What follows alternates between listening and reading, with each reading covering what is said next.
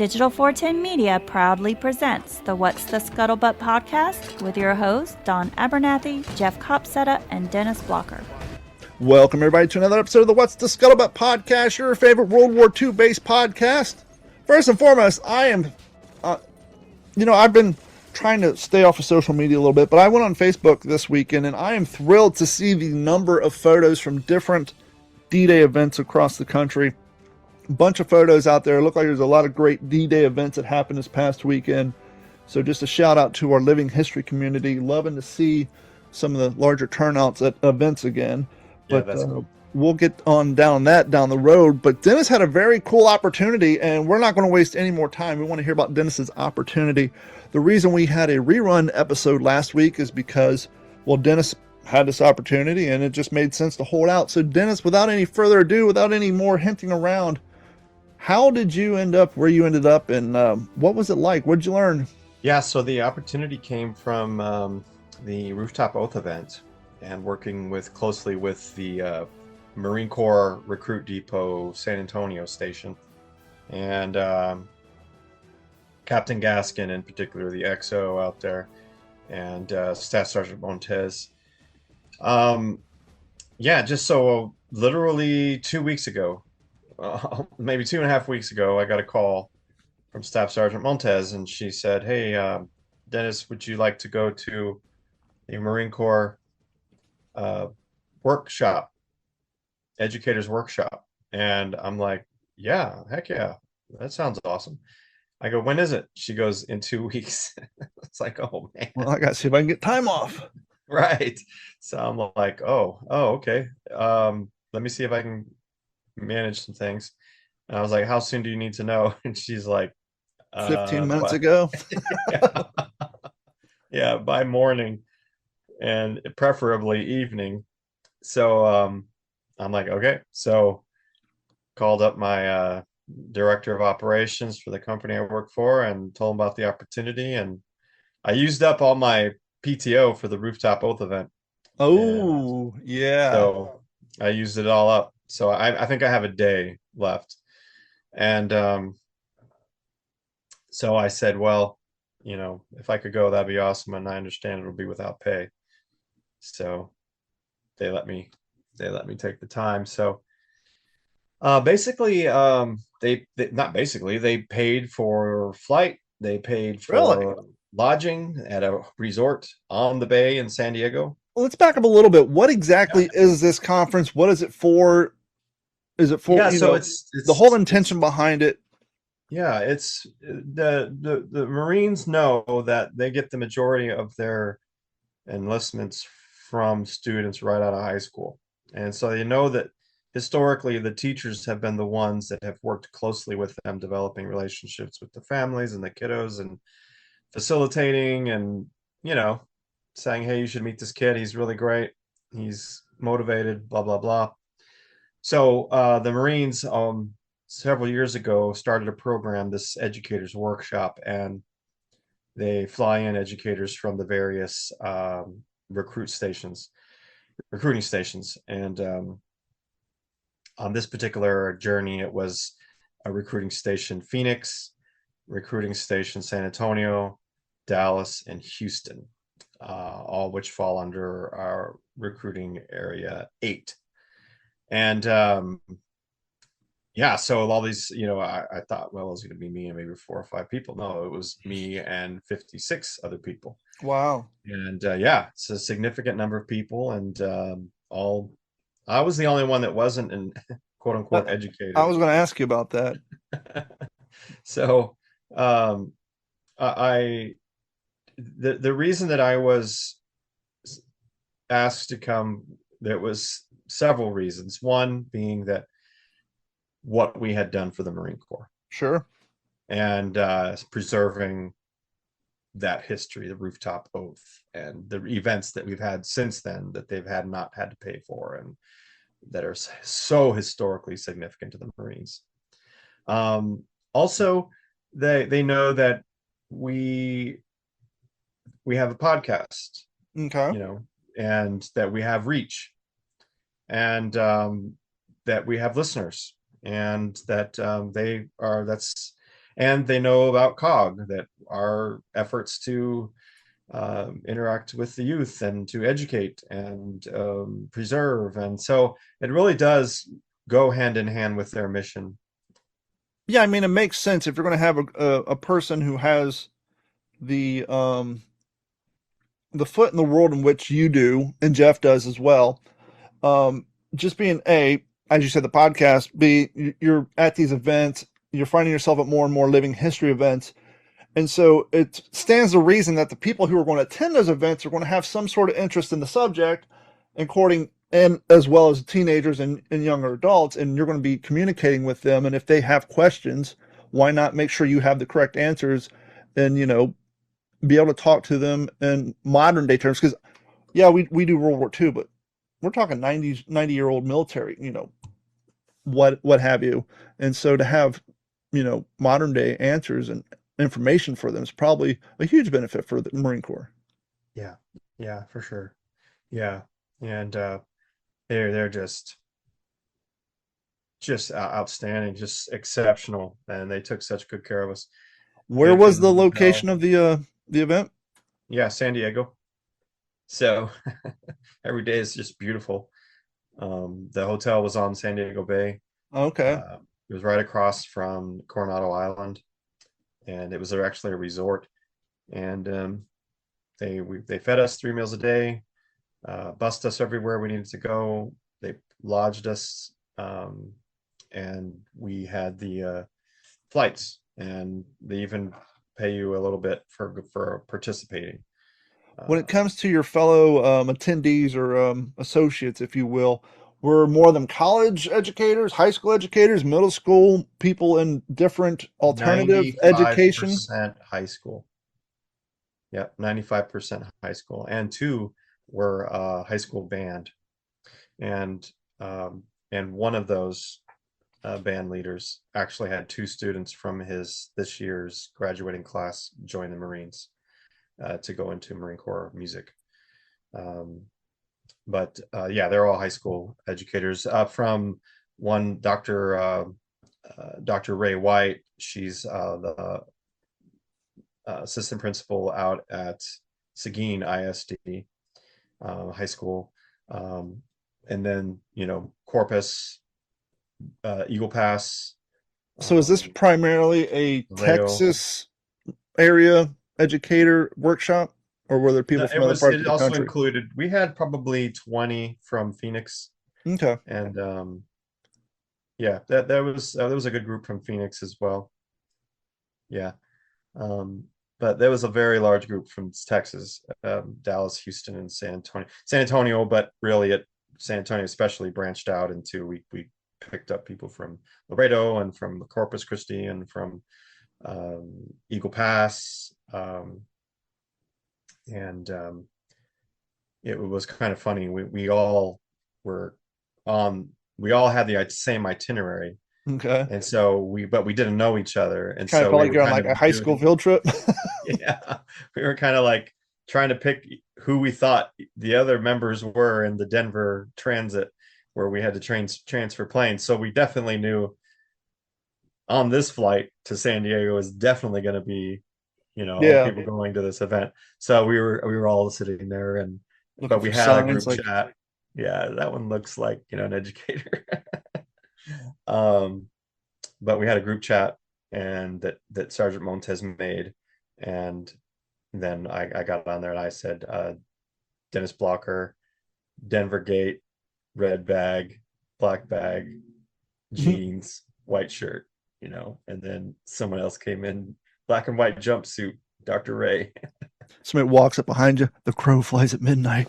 Hey. So we started laughing, and we started gathering there at the Denver Gate, but and started developing friendships that just grew stronger over the next couple of days. Now, did a majority of them have? I mean, did you discover a lot of the attendees have a interest in the historical side of military, or just everything across the board?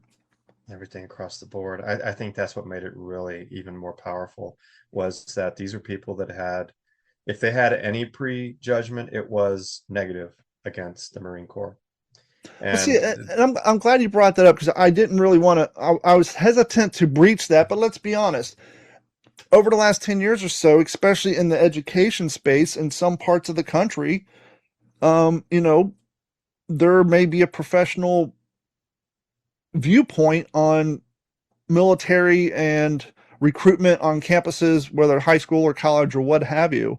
And so the fact that this is an educator based workshop, it would, I guess my question was going to be, was everybody kind of pro before? Were there people on the fence? I mean, what was your overall take at the beginning versus at the end of the weekend? yeah, everybody they arrive. I'm squared away. I'm good to go. Like Yeah, obviously. yeah, I am fully on board. But then you're picking up conversations, and folks they don't know anything about the military except what they've seen in movies and Full Metal Jacket and Apocalypse Now. And it's And like, just a reminder, if you were one of those people who were kind of on the fence, just the fact that you're going says a tremendous yeah, amount about you as a person and your ability to perhaps go sit through something that you may not know if you fully agree with or not, or maybe you have hesitant feelings because you don't know, you haven't been exposed to it. And so that says a tremendous amount about their character to potentially put them in something that they may not feel comfortable with, just because they don't know. So just showing up and signing up for it says a lot about them and being educators. absolutely. And that's, we let's be real, like you said, that if you're an educator, there is a predominance bent there seems to be historically, especially nowadays. And it depends on what And part of the country you're from too. yeah, but still though, Yeah. even down here, even it's like there's a very particular bent in Hmm. education. And so that's very true what you said. It's like for them to be willing, it says a lot. And I think it reflects too, in a way, it reflects on where the country as a whole is, that the majority of the country is center and rational, but the other sides of both spectrums are just so loud and boisterous. And I think it was a really good illustration of And it should be folks who were, said, not to interrupt you, and it should be said, school's out. They're on vacation. It's not like they're saying, "Okay, I'm going to go yeah, do and that was this to get out something of a week too of that work." yeah. They are on their vacation now, and they're still. Yeah, and that was addressed by the commander of the training recruit depot.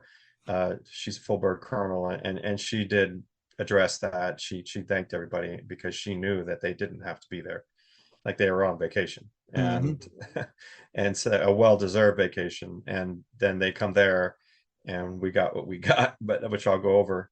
But um, yeah, so that was it. It was so we arrived late. The Texans arrived late because of a big storm pushed through Denver. We were stuck there. We had a hard time that we needed to be in San Diego by 5:30 for a briefing that the Marine Corps was going to do at the hotel in a conference room for dinner. We missed it. Like as we were walking up, tired, exhausted, everybody was leaving, and they had food there that they had kept for us, and we just kind of walked in, sat down, plopped down. Everybody's quiet, exhausted. Wolfed down the food. They gave us a really quick briefing, and keys for the rooms and itinerary for tomorrow, the following day, and have a good night. And so it was just kind of like, wow, that was really a quick introduction to Well, I mean, since they did all the logistics, they had access to see that. Oh yeah, these flights are late. This is that's yeah. out of And their like I control. said, yeah, Sergeant Staff Sergeant Montez was already, she had gone before, and so she had wisely had created that chat group, so we were keeping her abreast of our situation with the flight and this and that. Yeah, so in the morning, breakfast 0600 hours. We're getting into it, 6 o'clock breakfast, and the bus is leaving at 6:45. And so, but it's a group that's pretty squared away, right? If you're educators, you're there way before the students, so no big deal. Yeah, I think Carrie has over, because she teaches fourth grade now. She has over like 30 alarms on her phone because during the day it has to be alarm goes off specials, take the kids here, this and that. And now she's on summer break, but I saw her go through her phone, turning off all her alarms. It's like scroll, scroll, scroll. It's like 8 hours worth of alarms set 15, 20 minutes apart because of logistics. And so if you're going to have a group of people that need to be somewhere on time and on a schedule, a teacher is not a bad person to ask to do that. That's exactly right. Yeah, that was something that our group would be famous for with the Marines, about our punctuality and being where we needed to be when we needed to be there. They appreciated that big time. Well, plus you so felt after like you had to make breakfast, up for lost time because you were late the first day. yeah, and then of course they knew that wasn't our fault. No, I know. They and then so it's 6:45 starts approaching. We're looking out the windows at the breakfast restaurant on the resort campus there, and you just see the parking lot start to fill up with Marines and in uniform and battle dress, and some that were in dress uniforms, not the blues but the greens. Mm-hmm. And I had been through Army boot camp in 01, so I knew what was ahead of us. But I was just looking around at everybody and just smiling, like this is gonna be quite. Did they give you a little bit of taste? No. Well, that they yes. And so everybody gets on the bus, and everybody's laughing and caffeinated, and there wasn't any yellow footprints in the parking lot, was there? We're on a field trip, and all of a sudden here comes these heavy footprints up the steps of the bus. Here comes drill instructor Esquivel, and he starts yelling at everybody to shut up and to listen up, and he starts going over some things. When he says eyes, he wants everybody to yell out click, and that means your eyes come on me immediately. Let's try it. Eyes. Click, sir. And then your eyes are on him. And he goes, ears. That means when I say ears, it means you don't have to look at me, but I do want you to listen. So I want you to say, open, sir. Let's try it. Ears. Open, sir. I can't hear you. Ears. Open, sir. And he goes, well, we're going to count. I need you to grab your left.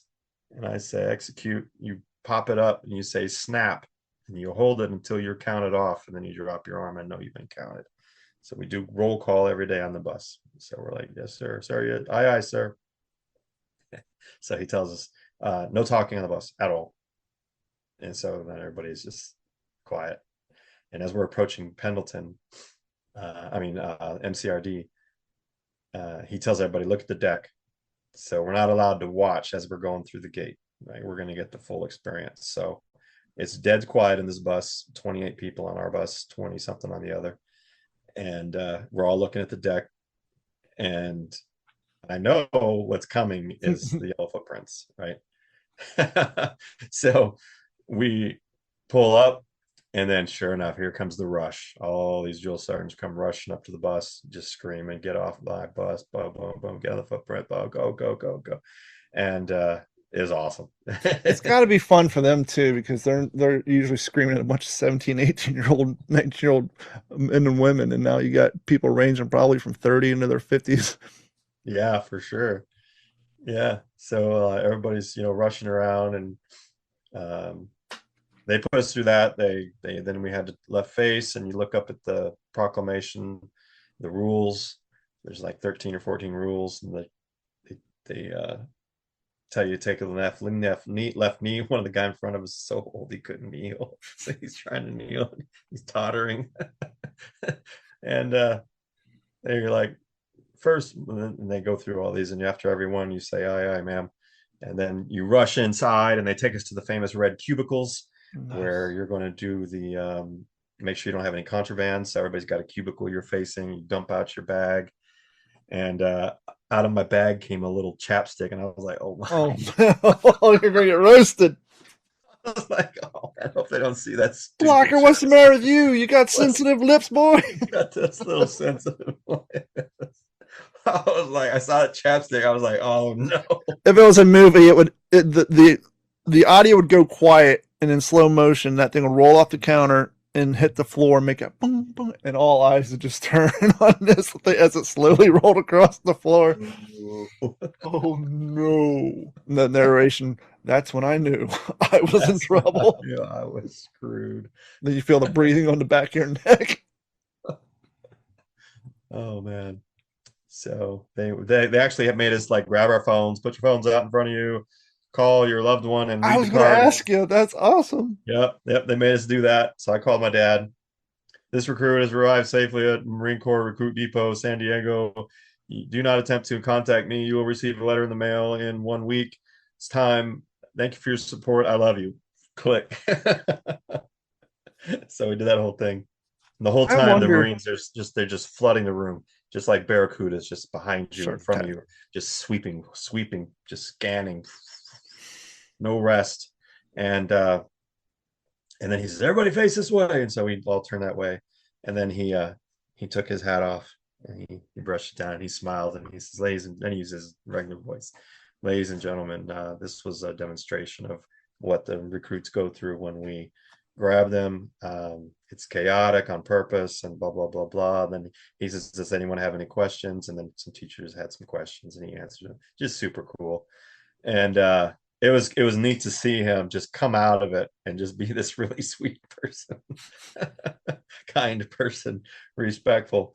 And whereas before you were just it was funny because some of the teachers, they couldn't remember their left from their right.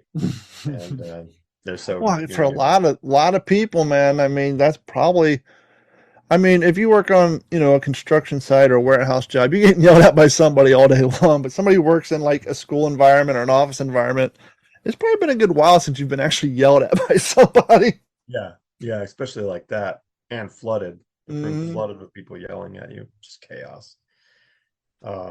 Yeah, so they took us to a conference room then, and we got several lectures from different officers, commanders of different units, and then from there they taught our group how to march, and we marched everywhere the rest of the day. Went to a actual barracks, sat on there just like if we were one of the. They had 4 drill instructors come in, just like they would on our first day there. How they introduce themselves. Now, for the audience listening at home who may be wondering, particularly the females in the audience, did they give you guys a heads up?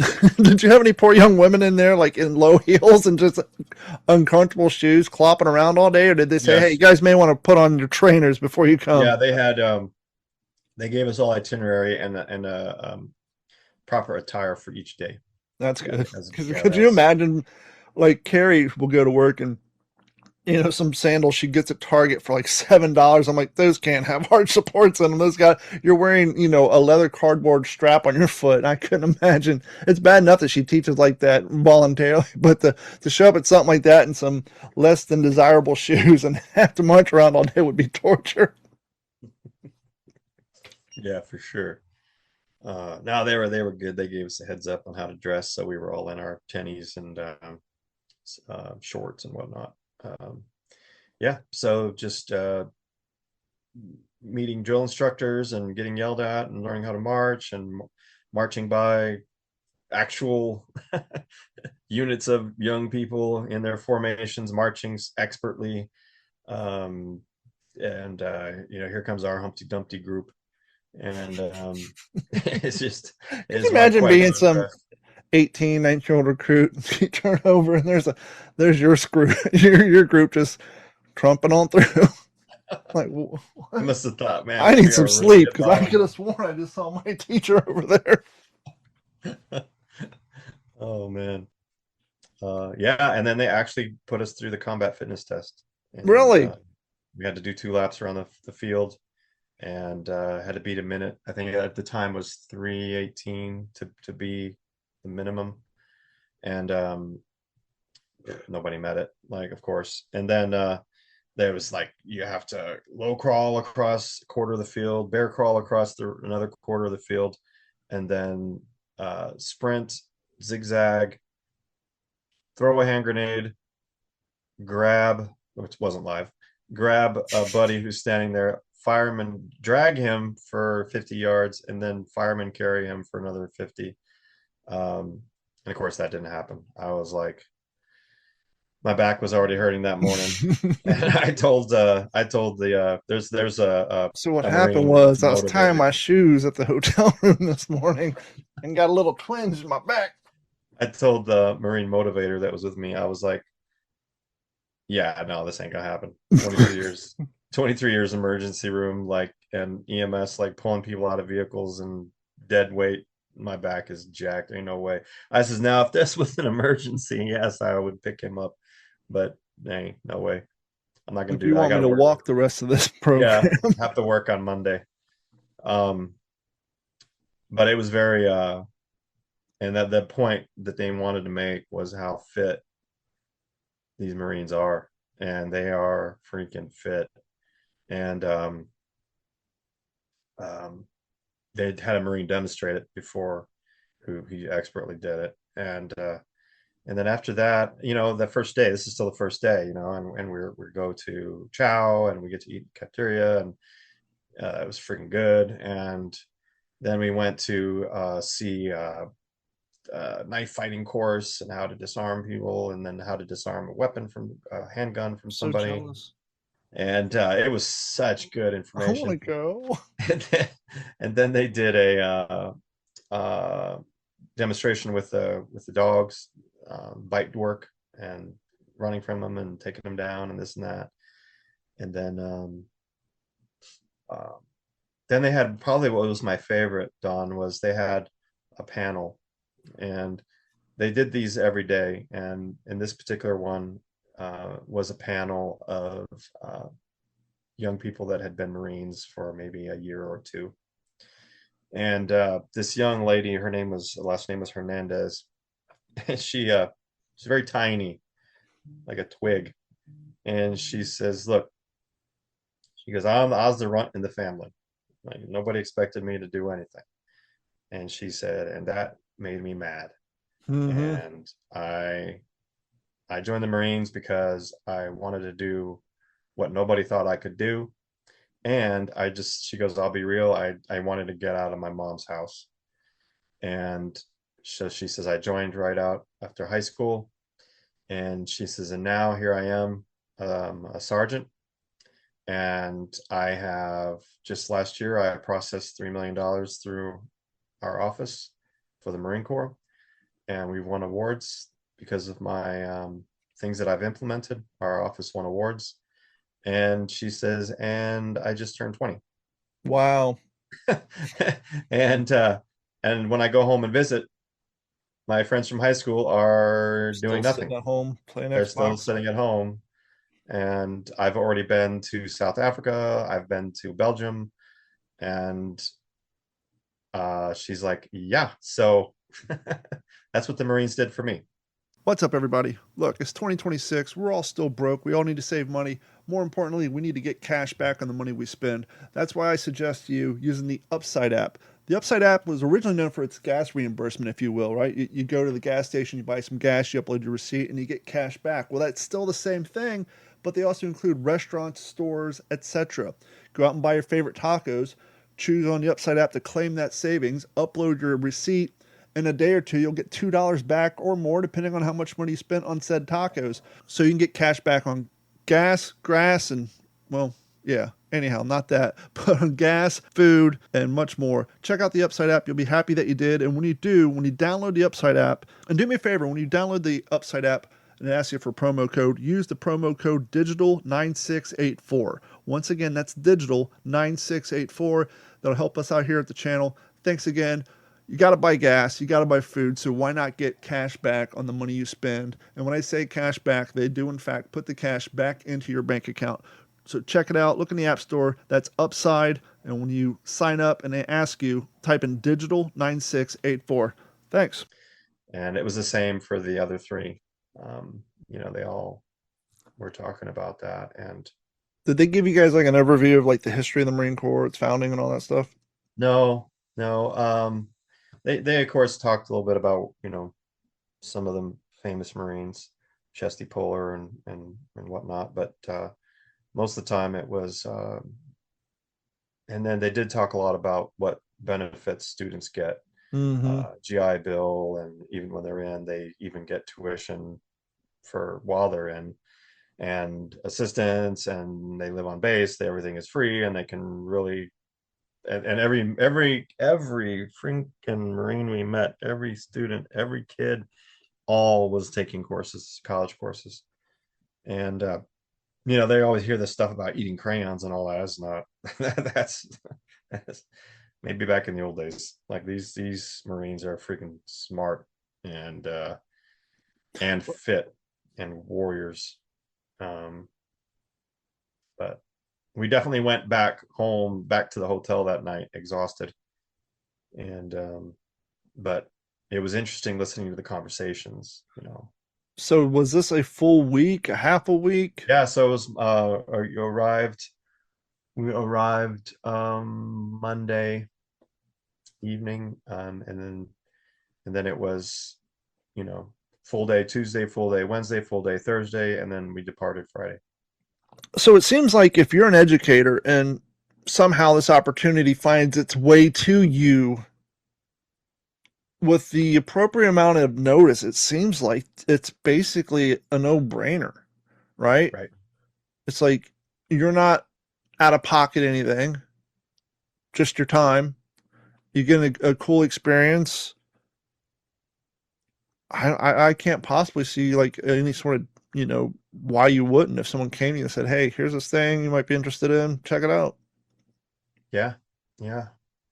Yeah. It's awesome. And I think if they had kept up the intensity that they had the first day, I think that it would have been a little bit taxing, because I was going to say, yeah, they probably realized, look, these cats aren't going to be in this for a long haul, Right.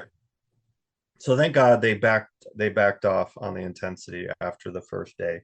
The second and third full days were just, they didn't care if we were in step and formation or not. Yeah. They didn't care if we talked and on the bus.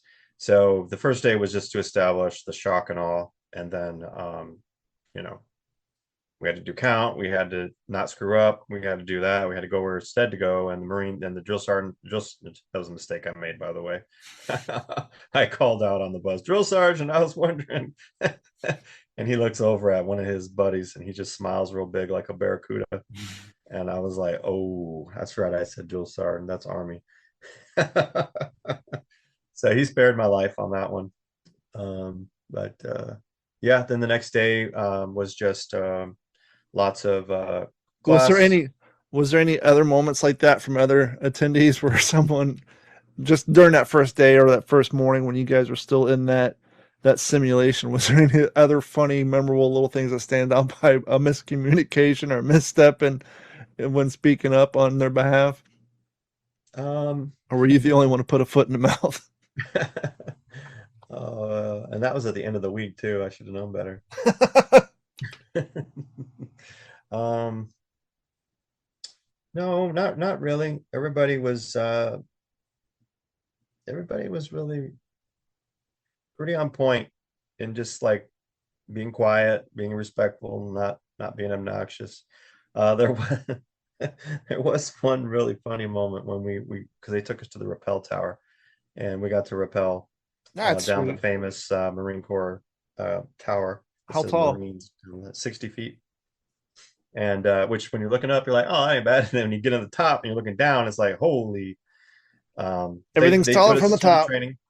They put us through all the training like they do the troops, the Marines, and they did the rope harness that they fasten around you, and they get it cinched up real tight.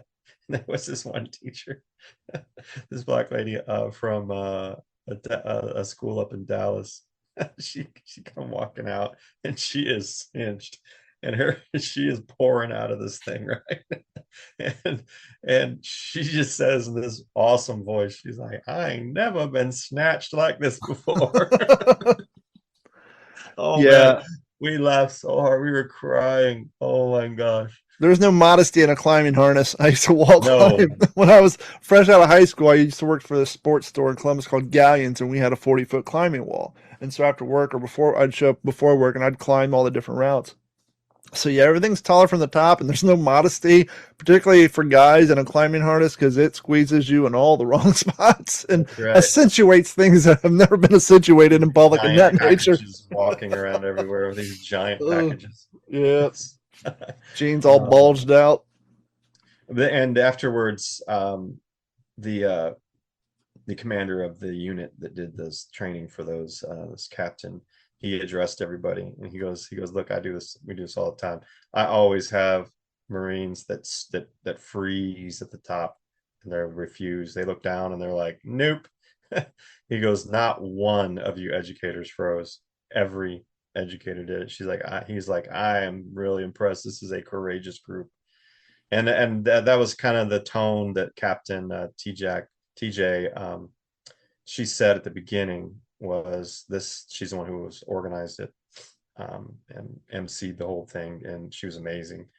And she told everyone, like, you'll get out of this what you put in. If you're complaining and you're not wanting to be a part of any of it and you just kind of hang back, you're not going to have a great experience. But if you put into it and you try all these different things, you're going to have a blast. And that was definitely the case.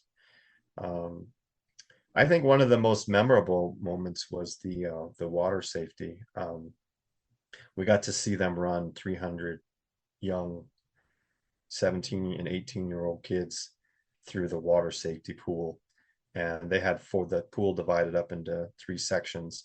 One section, your helmet, flak, M16, full gear, and you step into the 4-foot, and you're supposed to totally submerge and stay underwater and take everything off and come up with everything off. Your uniform's on, of course, but your gear to save yourself. Then the next section is you're taught to float and to use your uniform to help you float, and to, even with your boots on and you're in full uniform again, you're floating. And then where we were sitting was behind this very tall, flat platform that replicates the side of a ship. So they're having them replicate, your ship has been damaged, it's going down, and you have to step off into the ocean. So just stepping off isn't the end, it's the beginning, because now you need to save yourself and you have to get away from the ship, and you need to get to this other ship that's going to come and save you. So you have to stay afloat and you have to backstroke and paddle your way.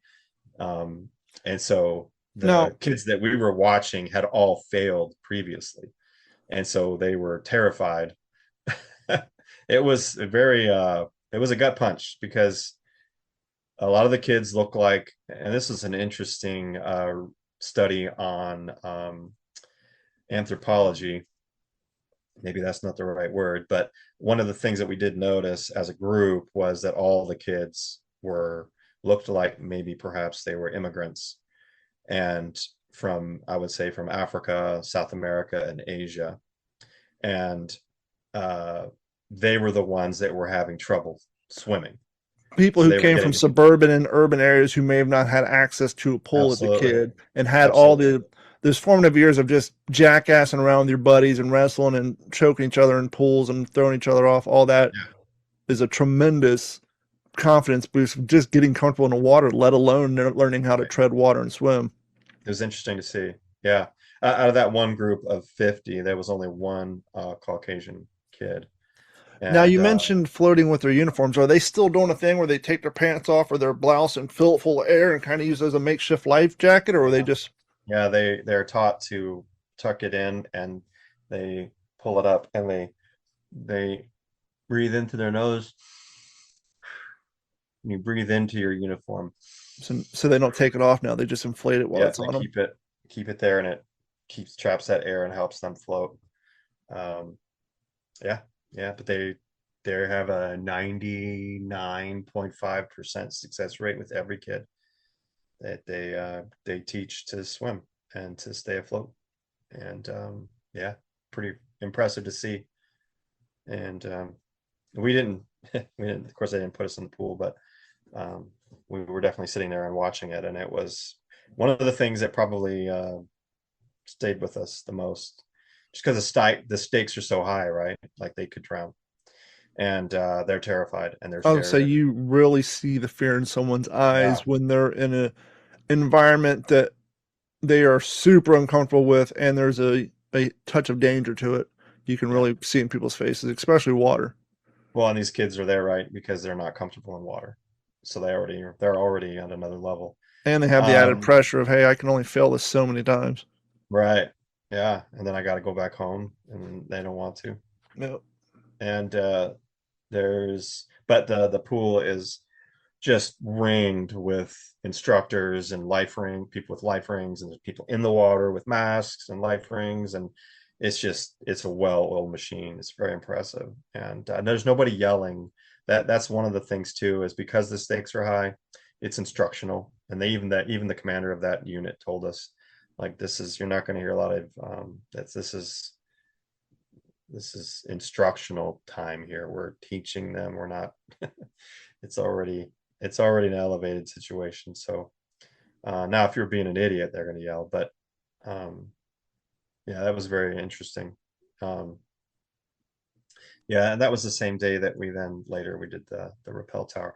But that was cool. That second day, we got to go to the museum on there, and they had several Marines come, docents come, and walked with the groups, and they were freaking good. They were so good, so animated.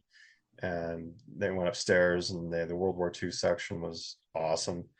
But yeah, and then chow again, and then rappel tower, and then back to the hotel. Chow, mess hall Um, chow, or catered, no, it sandwiches was from a local we deli. ate And we ate where the Marines ate during the day, during lunch.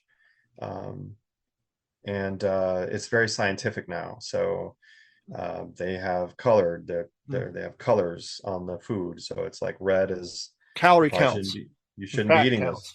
Yeah, exactly. It's like green is a go for it. Eat all you want with this. And yellow is you, I've seen videos on this. Both armies doing it, navies. They're all doing it because it's no secret that we have an obesity problem amongst our pool of participants who are going to join the military. And so what they had to do is, like Dennis said, very scientific.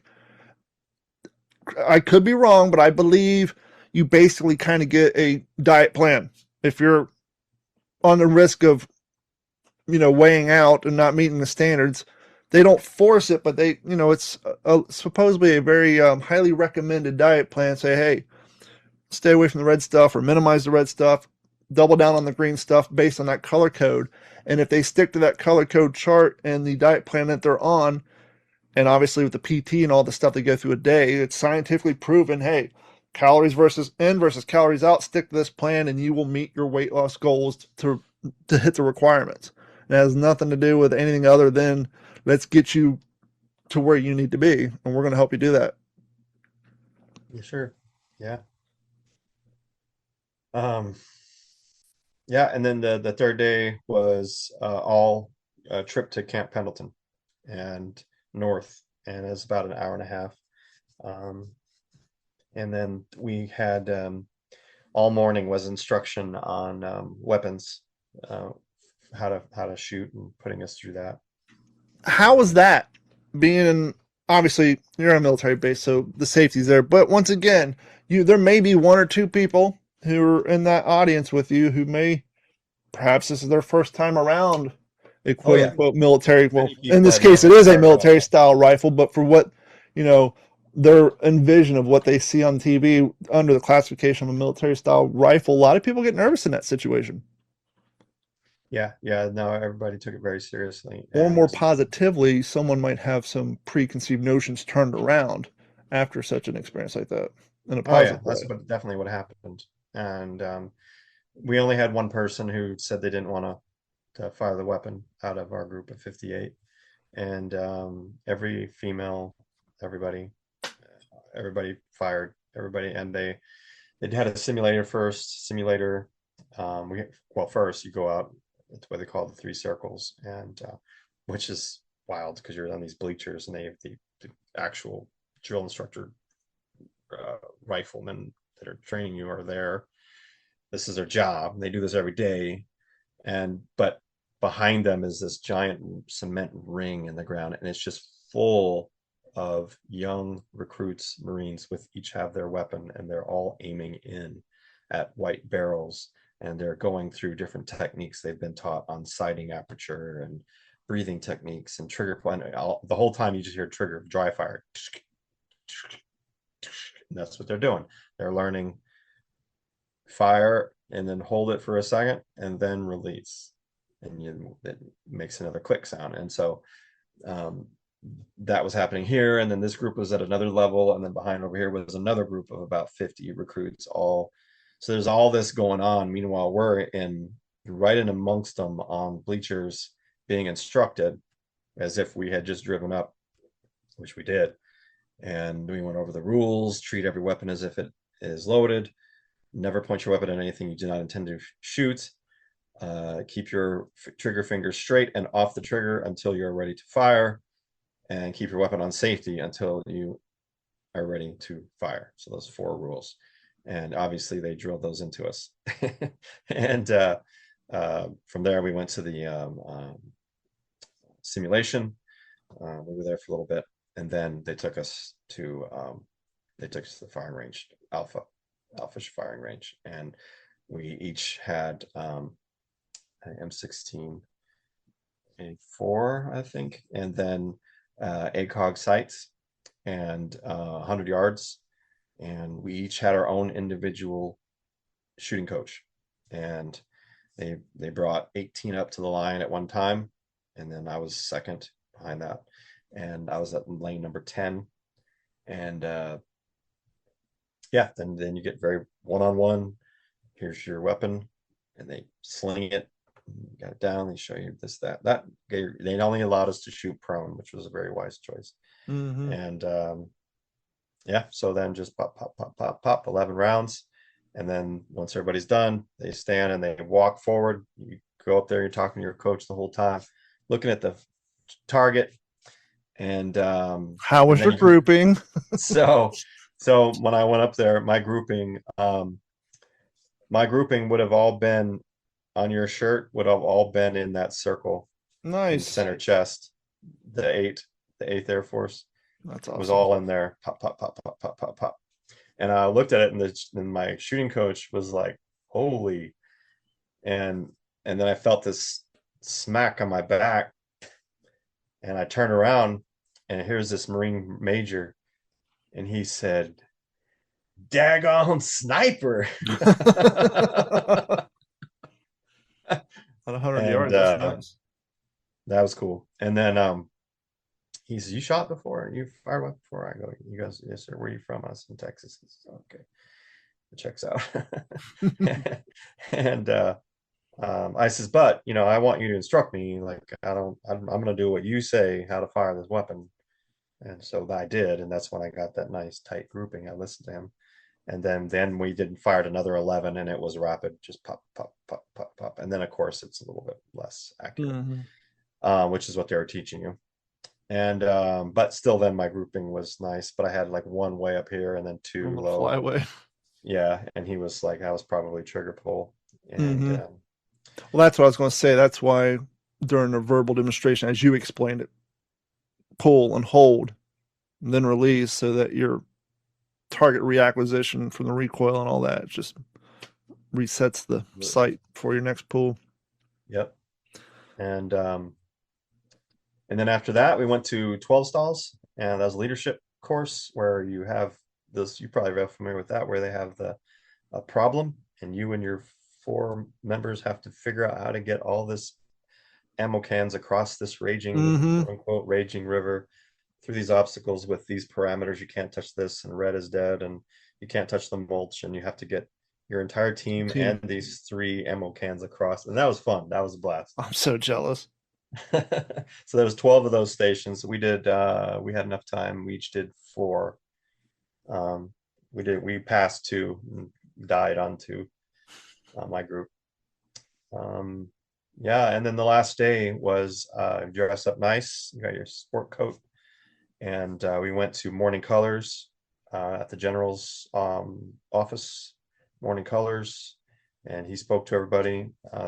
singled us out, told the crowd that was there who we were, why we were there, how important we were, and thanked us for being there. He actually had come to us the day before too at a lunch that we were at and spoke with us. And when we went to the rappel tower, he was there at the rappel tower, the general, mingling with everybody, talking about where you're from and what do you teach. And he's just a really cool dude.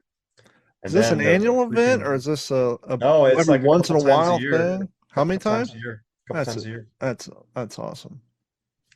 And then the last thing was VIP section for graduation, and we got to see the company graduate. So it was like 250,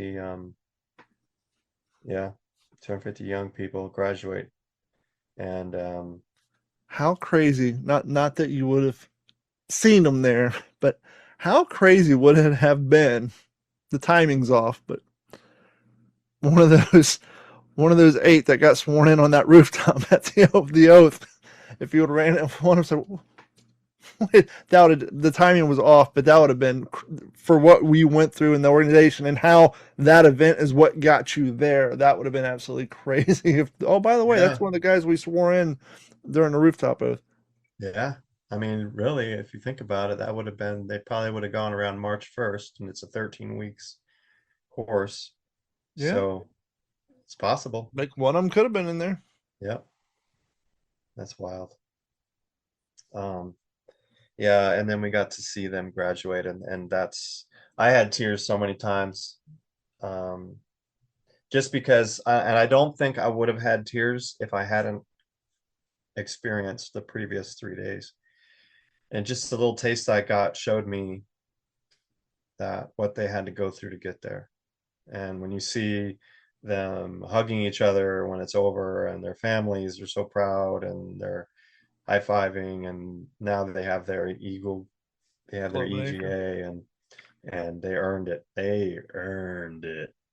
And you just feel nothing but just pride in them. And it's even now I could, I just feel that. And it's just like, you're just so proud of them. And you Mm-hmm. know that it's just not a freaking, they're not just pulling the refuse of society. That have no other options. They're pulling kids that are incredibly smart. They are talented. They have a lot of drive. They have goals, and they're hard charging, and they have courage. And one of the kids, and we got to talk to new recruits on one of the panels, and he said that he wasn't smart enough to go to college, so he says, "Well, I'll go into the Marines and see if I think about making it a career." And that just didn't sit right with me. And during the question part, I says, I don't really have a question, but I do have comment. And I looked at that young Marine who had graduated, and I said, I we over the last 3 days have seen 18 and 19-year-olds, because we also went to Miramar. I didn't tell you that. We went and saw F-18s, all the freaking flight line, Top Gun, like all that. We went out there and we got to see that. All the helicopters are lined up in rows. We got to talk to the crews, fire truck crews, this and that. These 18-year-old kids that are running all this $1 million of equipment. And that's what I told them. I says, look, the last couple days we have met so many 18 and 19-year-olds who are literally in charge of millions of dollars of equipment. We have met someone who literally processed $3 million last year, and she's still a teenager. I said, so do me a favor, just realize that what you're doing, 99, 95%, I think I said 95% of college students don't have the guts or the courage to do what you have accomplished and what you've done. And they're never going to be anywhere near the caliber of what you're going to be doing. And then everybody just started clapping. All the teachers just all started clapping, because it is exactly what we had all been talking about. Like, these kids are amazing. Yeah, I think technically, what is it? I know that the military considers themselves what the 3%er because only 3% of the population volunteer for the military. Yeah. So yeah, Yeah, it's pretty awesome. But that pretty much wraps it up. And listening to the conversations on the bus afterwards, the drive home back to the hotels was every night was very interesting, because now the difference between the conversations when we first started and then now, the teachers are all like, this is like a no-brainer. Like, this is we're definitely going to recommend our kids to do this because they're set up for life. There's so many opportunities. And um, so many of these kids that we interviewed were talking about how introverted they were, and they were just kind of in the back of the class and just getting by and trying not to get beat up at school. And now they're freaking leading squads, and they're Hmm. they're sergeants, and they're leading squads, and they're talking to us, and they're very vocal and put together, and they're so squared away, and they're managing freaking F-18s, and they're turning wrenches inside cowlings, and they're running this equipment, and they're protecting our country, and they're just outstanding. And that's what I was going to say earlier when you made the comment that, look, they're not out there just picking through the best of what they have, the castaways. Modern day weapon systems are so advanced. You got to have smart people, good people with technology, mechanical stuff, you know, all across the board. These weapon systems nowadays, there's some pretty advanced stuff out there. Yeah, for sure. And things that they even talked about, like the drone menace that Hmm. has been, and but they said that the U.S. has. He said we can't talk about it, but we're we're dealing with that problem, and like, okay. Yeah, I think if there's one thing, the war between Russia and Ukraine, the advancement quickly of how they went from just a basic drone to now fiber optic fed. When you look at some of these post combat scenes out of Ukraine, it looks like a billion spiders just laid a web over these entire villages from just thousands of fiber optic cables being strung all over the place from the drones. It's pretty wild. And that's, you know, I think shows like the Wonder Years, and I think maybe even a scene in Born on the 4th of July, they would show like Vietnam vets and even World War II vets coming back, and World War One vets who would have PTSD from the sounds of fireworks on 4th of July. Just to think 20 years from now, somebody's going to be at their kid's soccer game, if we still have recreational drones, being my point, somebody just flying a DJI drone over to get some footage of their kid's soccer game, just the PTSD that sound kick off somebody who's been in Yeah, modern warfare hiding from drones. Some yeah, Ukrainian veteran, will be out in some YouTuber vacation flying a DJI drone overhead. That's a very distinct sound. yeah, for sure. Yeah, but you know, I'm very thankful for this opportunity, and took full advantage of it and did everything that they offered. And Percentage wise, what was lecture versus interactive? um, the lectures were probably about 50-50. Yeah, it was a nice balance. Yeah. If anything, well, they really hammered like the scholarships and what's available and the benefits to people that enlist, and then it also your spouse gets benefits, and um, some of the recruits they even went into, like, they have zero bills essentially, and if they have to live off base, they still get paid by the government to live off base. So, and then it's by market. So San Diego market is significantly higher than San Antonio market. So Mm-hmm. they're able to, what they'll do is they'll have like four recruits, or four, not recruits, but Marines, bunk up together in a house, and that's $12,000 a month that represented. So they have it pretty sweet, you know.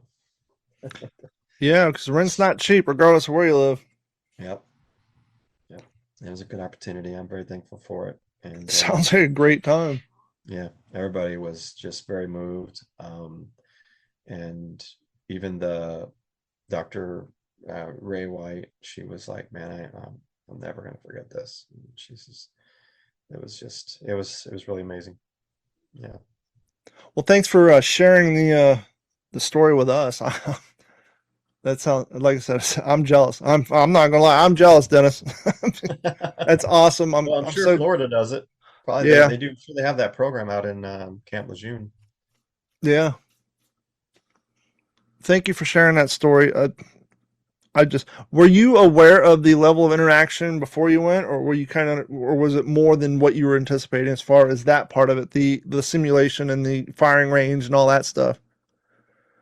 No, they were very upfront on everything we were going to get to do, and if anything, it surprised me. Like I was surprised that they would just put these civilians on the rappel tower. That's a lot of liability, Mm-hmm. and you Speaking of know, that, I mean, I don't want to get too much behind the curtain, but was there a stack of liability forms that required some signatures oh before? yeah, oh yeah, for sure, yeah, for sure. We had to sign those to partake in those firing and the rappel Mm-hmm. tower and all that. But still, it's a bad look if somebody dies on your Oh, rappel sure, tower. absolutely. No, I So, mean they're not much different than the liability forms that you sign when you're doing a Tough Mudder event or a Savage race or even a marathon for that matter. There's always liability forms to be signed. mhm. Yeah, yeah, Well, thank and you guys for hanging out with. Go ahead. no, that's it. Thank you guys so much for hanging out with us. Jeff will be back here shortly. Do us a favor, head over to WTSPWorldWar2.com. Check out the new shirts. I didn't show you guys the back. You've seen it on the Facebook and Instagram page. We have the blonde and brunette bomber. I need to come up with a redhead bomber. I need a face. Thank you guys so much. Head over to our website, WTSPWorldWar2.com. Click on the merch link. Pick up a new shirt. We have hats. We got coffee mugs. We got everything. And head over to YouTube.com. Look for What's the Scuttlebutt podcast. I am in the mix of working on the video. You guys heard about the Rooftop Oath. I was telling Dennis before the show, I was just about done. I was getting ready to start putting nameplates up, do a little video work, and my project file got deleted, so I had to start all over.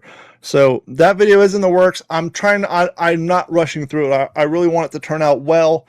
So instead of trying to rush it through for the purpose of just getting it out, I'm putting in the time. So bear with us. It's coming. I know that the conservators of the greatest generation COG has their own more in-depth version of a video of that same event.